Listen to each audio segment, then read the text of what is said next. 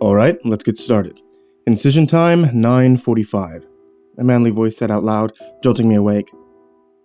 I felt groggy. My eyes were kept shut by a tape covering my eyelids.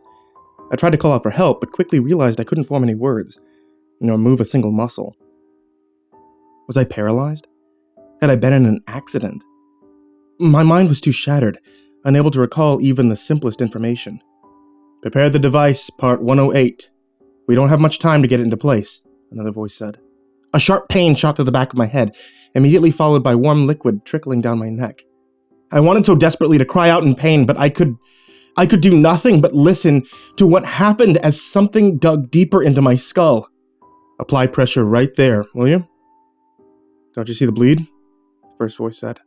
It's not working, the second responded after a moment. Fine. Cauterize it. Skin flaps already made. The smell of burned flesh filled the air, making me feel sick.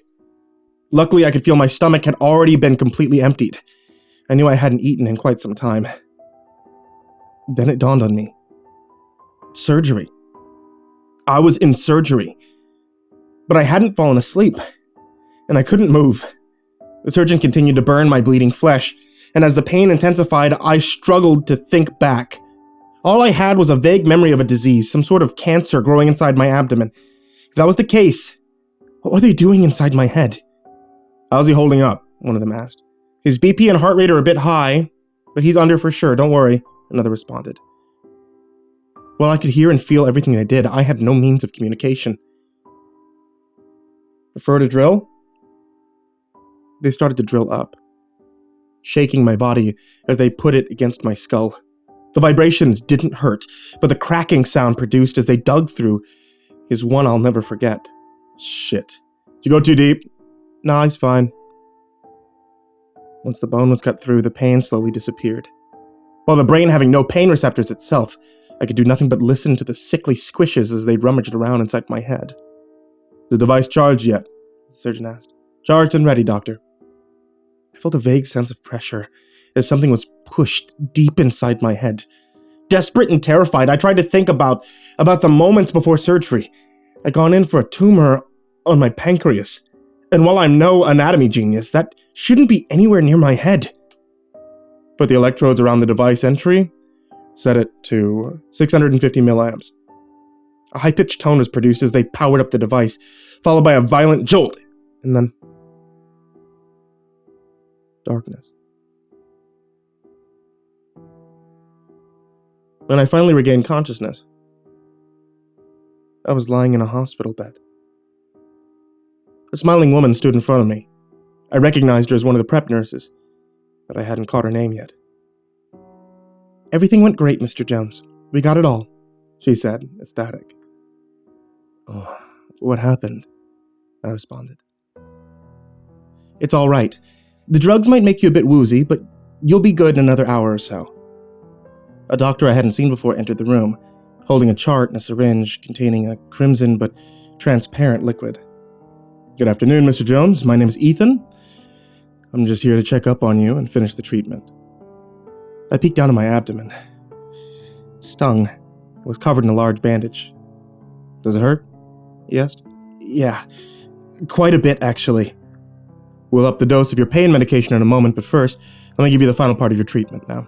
This stuff burns a bit, he said, waving around the syringe. But even with most of the tumor gone, we've still got to kill off the stragglers. Don't want them to fester. As he prepared to inject me with the contents of the syringe, my mind started to clear. The memory of my surgery returned with a blast, and I violently reacted in bed, ripping the IV line out of me. You drilled into my head, I shouted. What are you talking about? Ethan said, visibly confused. I woke up during surgery. I heard everything the surgeon said. They put something inside my head. Ethan nodded his head in understanding. Mr. Jones, it's fairly normal to experience vivid dreams while under... Some even feel like they're floating around in the room watching the surgery. Some just have weird dreams. It's perfectly understandable to mix up fantasy and reality. No, it wasn't a dream. I even felt it, I argued, and I reached for the back of my head. There was no wound, hair still intact, no sign of any sutures. As I said, perfectly normal. I calmed down a bit due to his explanation, and I let him reset the IV and finish the injection. It burned as the liquid entered my veins, searing up my arm and neck. I felt lightheaded. "All done," Ethan said. "You should rest now. You'll be here for observation for a few days. You'll be allowed visitors by tomorrow." It had seemed all too real, yet my supposedly incurable cancer had been eradicated, only weeks after categorically being told I would die within 6 months. Even the setup before surgery had been suspicious, starting from nothing more than a phone call from Mr. Burke, representing a newly found Artifacts Pharmaceuticals. They were working on a new treatment for terminal cancer patients, he'd said. He told me I'd fit the criteria for the treatment, free of charge, seeing as it wasn't FDA approved yet. We set up a quick meeting, and he explained the procedure, which would combine surgery and their new chemotherapeutic drug. At the time, my choices were either to die slowly and painfully from cancer, or to die quickly on the operating table. Naturally, being in the last stages of life, I took the gamble. And that's how I ended up miraculously cured, against all odds. The next week came and went. I was discharged with a bottle of pain medication to keep me going while I healed, yet I just couldn't shake the horrific nightmare from the day of the surgery. Out of curiosity, I looked through the papers I had been given by the company, surprised to find that nowhere in the 50-page-long document did they ever mention the name Artifacts Pharmaceuticals, nor the name of any employee. I tried to call the number they'd given me, but it continuously returned a busy signal. Confused and haunted by the nightmare, I could do nothing but rest and hope they'd call me back in for a checkup. I needed answers. Time went on, and after a month in recovery, which I spent mostly catching up on my favorite TV shows, I was ready to return to work. First order of business was a meeting with my boss, Daniel Harrison. He had always been good to me, and allowed me all the time off I needed while going through the treatment. While it wasn't an amazingly well-paid job, I was happy to be there. "Benjamin, great to have you back," he basically shouted as I entered the office, embracing me in a rough hug. We then returned to more professional means of greeting each other and shook hands, and went on to talk about my future in the company. I sat myself down in front of the desk when I started hearing a bizarre sound, a feedback like static, though I couldn't for the life of me figure out its origin. It was just vague, barely audible at first. I tried to ignore it, but Harrison immediately noticed something was off. "You alright? You look a bit pale," he said. "Yeah, I'm fine. Do you hear that?" I responded as the sound kept increasing in volume. "Hear what?" Never mind. My head just hurts a bit," I said, playing off my increasing anxiety. He gave an odd look while pondering what to say next. Then he sighed. "Look, Benjamin, I know it's not easy to recover from such an ordeal. It's a burden, both mentally and physically. In fact, I once went through a similar situation many years ago, and left a scar on my self-esteem, like I wasn't strong enough to survive without help." "I'm sorry. I never knew," I said, the sound reaching unbearable levels. "It's all right. I never really talk about it. It was almost 15 years ago." He paused for a moment, his wide smile turning to a confused look. "It was odd, though, thinking back. I was supposed to be a terminal case. They told me I'd be a goner within a year, then, out of the blue, some guy showed up at my doorstep, proposing a miracle cure." The story hit too close to home for comfort. "Can't even remember their name. Everything following the surgery feels somewhat vague, distant." "What was the company called again?" he asked himself. My boss chuckled. "It's all gone. I think something beginning with art, something." "Artifacts Pharmaceuticals?" "Yeah, that's the one," he yelled, barely audible over the static sound filling my head. "How'd you know?" "It's the same one that fixed me up. They said they were new." "That's odd," he simply responded. I excused myself from the office, claiming the headache was worse than I thought, and Harrison said I should take as much time off as I needed. No, he ordered me to take time off. No sooner had I left the office before the sound stopped. I let out a sigh of relief and hurried back to home once I gone over the documents. After a fruitless search, I tried the internet, more phone calls, looked through my email filled with thousands of junk messages. Nothing. If they had truly cured Harrison 15 years in the past, the drug had been well past the experimental stage, and I demanded answers. The sound breaking my eardrums from within my own head, my awakening during surgery, the fact that no one I knew had ever heard about Artifact Pharmaceuticals outside my treatment. It was all too much to handle. I decided that in the morning, I'd return to the hospital and find one of the doctors working on my case. But my head was shattered. I needed rest. That night, I spent lying awake, unable to find any comfort in the fact that I was cancer-free. Around midnight, my phone rang. One of my coworkers whom I hadn't spoken to since my treatment. "Benjamin?" he said in a somber tone. "Alex, I didn't really expect to hear from you. Why are you calling this late? Is everything alright?" "It's Harrison. He's dead."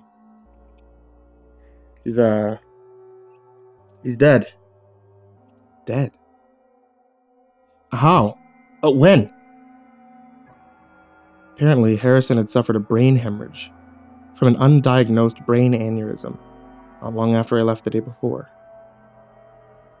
Just like that, he was gone. Morning rolled around, and without a lick of sleep, I headed for the hospital. I asked the receptionist to speak to any representative of Artifact Pharmaceuticals.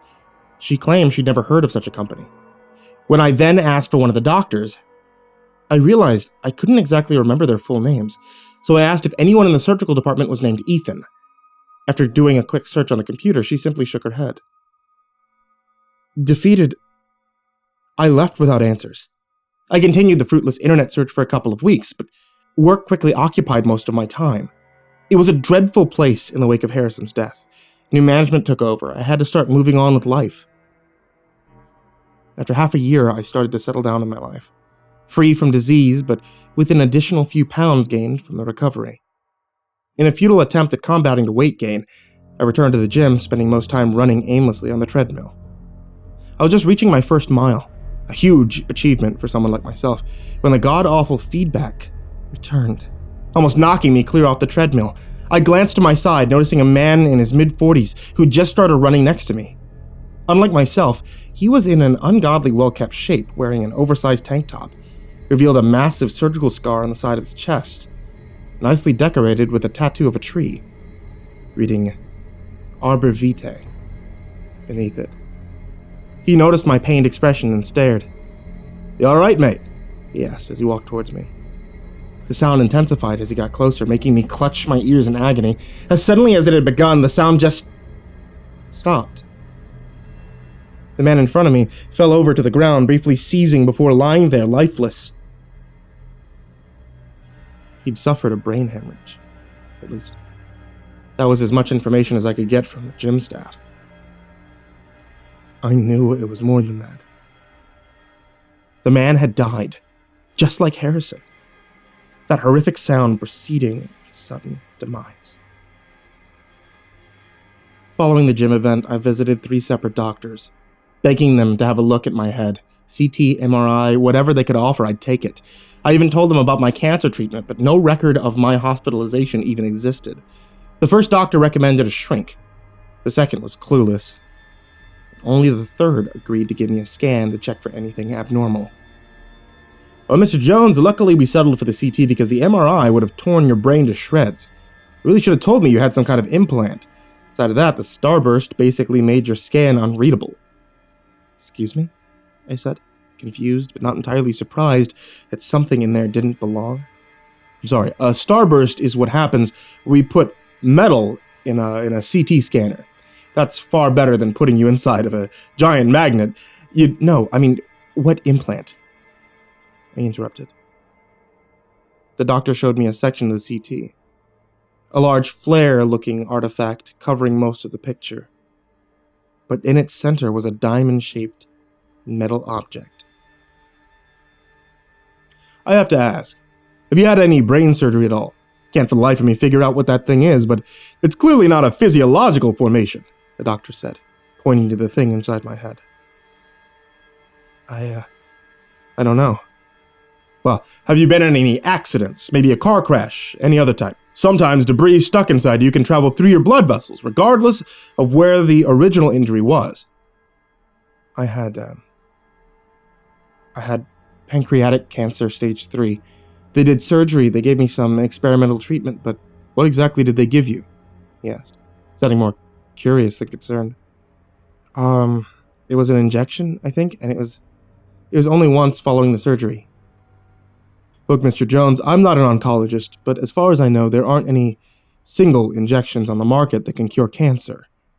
What you need would be months of chemo spanning over several sessions.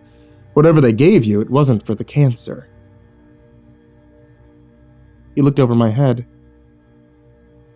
and to my surprise, he actually found a scar that I myself hadn't noticed, though only a minuscule one. We have a scar for sure, but it's amazingly well hidden. Never seen anything so small from brain surgery. I tried to explain my experience during the surgery to the best of my limited memory, but he couldn't help. He told me he'd look into some different pharmacological trials to see if anything fit my explanation, but he didn't seem very hopeful. He couldn't even remove the damn thing, claiming it sat too close to my brainstem or something. So here I am, living life as good as I can, still waiting for answers.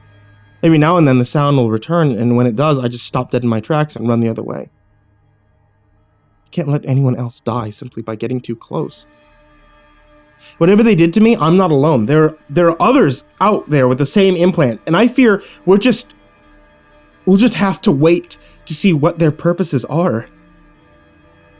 If anyone ever gets contacted by Artifact Pharmaceuticals,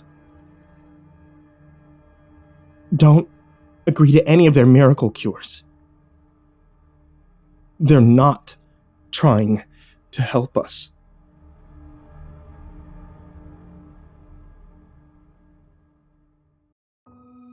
Hey there once again, kids, it's me, MrCreepyPasta, and I just wanted to give you a big thank you for watching tonight's video. If you guys ever wanted to help support the show, you can always do so if you watch the show on youtube.com/MrCreepyPasta or find the MrCreepyPasta Storytime podcast on iTunes, on Google Play, and on Spotify. And also, if you ever want to check out my wife's tea shop, it's etsy.com/ivorymonocletea, where she sells hand-blended herbal teas in the theme of Dungeons & Dragons and Harry Potter and Final Fantasy and the like. You can find the link for it, as well as many, many, many other links in the description down below. And, drumroll please, a big, big, big thank you to everybody supporting me at patreon.com/MrCreepyPasta.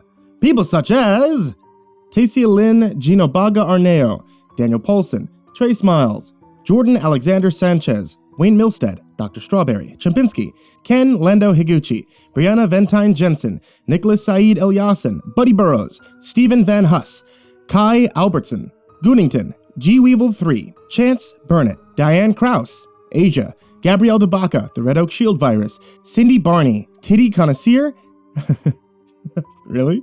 Titty Connoisseur? Melissa Sweigart, Dante Rao, Last Blade Song, Cross Rights, The Ginger Bros, Eliminator 86, Andrew Steinberg, Jason Sistma, Holy Realm, and Rafael Rodriguez. Thank you so much to you guys out there on Patreon, to all of you listening to either the podcast or the YouTube show. And that is everything, guys. Thank you so much for listening, and sweet dreams.